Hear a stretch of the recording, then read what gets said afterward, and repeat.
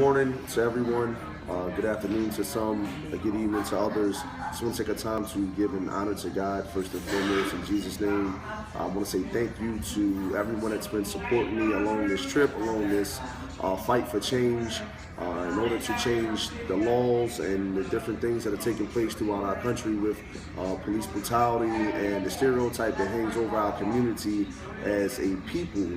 And over our police departments. I want to take a time to give probably a final update with my situation in regards to the traffic stop March 25th. We all know that the Philadelphia Police Internal Affairs Unit is not going to do nothing to this officer. I wasn't really looking for too much to actually even be done in regards to that. Just forgiveness in that manner to that officer, that he learns from his mistakes and doesn't do the same thing to someone else that took place with me.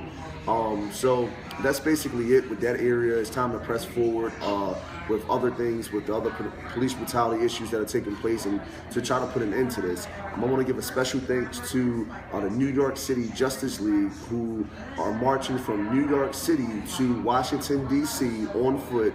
9-day march. They came through Philadelphia. It was amazing the amount of love that was showed for Brandon Tate Brown, who was murdered by a Philadelphia police officer December the 15th. If you don't know his story, you can actually go look it up, and his image was actually drugged through the dirt by the media. So you can't believe half of what you read or even see.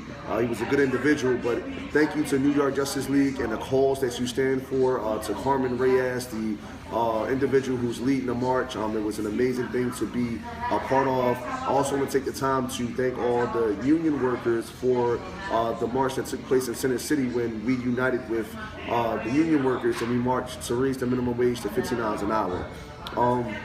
In closing, I want to say this.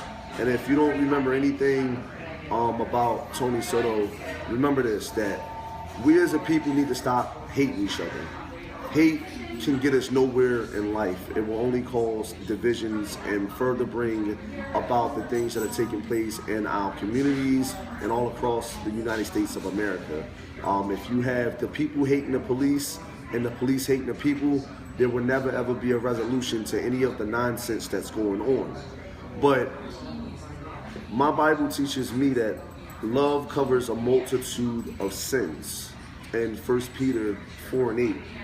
And with that being said, it's very hard to love those who have hurt you and who hate you.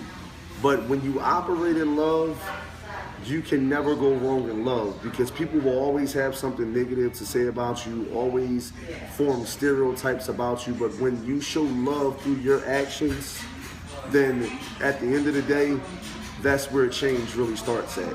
And I encourage everyone to love your neighbor as you love yourself. And this is how we change the world, one person at a time. This is how we end police brutality, one person at a time. Continue to come together to stand up, to let the voices of the people be heard, not to just sit on social media and hit likes and shares, that we can come together as a people to change this ongoing epidemic of police brutality and the separation of the police from the community and the community from the police. I have a vision given to me that we can learn as a people to treat each other equally and not look at each other for the color of our skin or the job preference that we chose, but look at each other for the humanity that's in us, for the human that's in us. And with that being said, once we start to realize the person that's in each person and that we're human, it is then and only then that we can all see in one color. At this point, I want to try to get a nonprofit organization going, or an organization going that will teach individuals their rights for each state.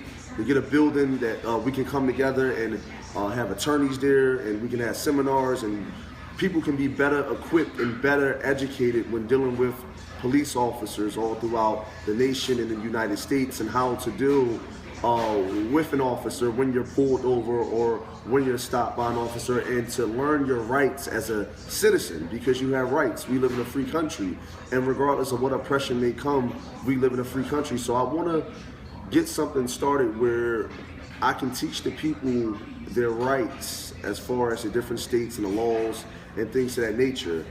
So for them purposes, as we know that will take funding, time, and money, and I'm willing to devote my time to that. First and foremost, my time is devoted to God, Jesus Christ, and then secondly, this is what I want to devote my time to, as to educating the people on your rights, and to have attorneys educate the individuals on their rights. You don't see this happening all throughout our nation, and as a people, we perish because of lack of knowledge. So you will see the GoFundMe page up sometime tomorrow for everyone that's watching and supporting. I ask that you GoFundMe, and the money will be put into the right places, and I will do my best to continue to press forward for change. I will continue to support the marches, Black Lives Matter, White Lives Matter, Latino Lives Matter, All Lives Matters, justice for Brandon Tate Brown, justice for Eric Gardner, Tamir Rice, and the list just goes on and on and on. And most of all, changing the world one person at a time. Let's move forward as a people. Let's love each other and stop hating each other. And I thank everyone for taking the time to watch. And I thank all my newfound friends that I met throughout this situation and everything that's been taking place. Thank you, and God bless. I pray that you enjoy the rest of your day. Remember, put God first, put the Lord first, and everything else you'll follow. God bless you.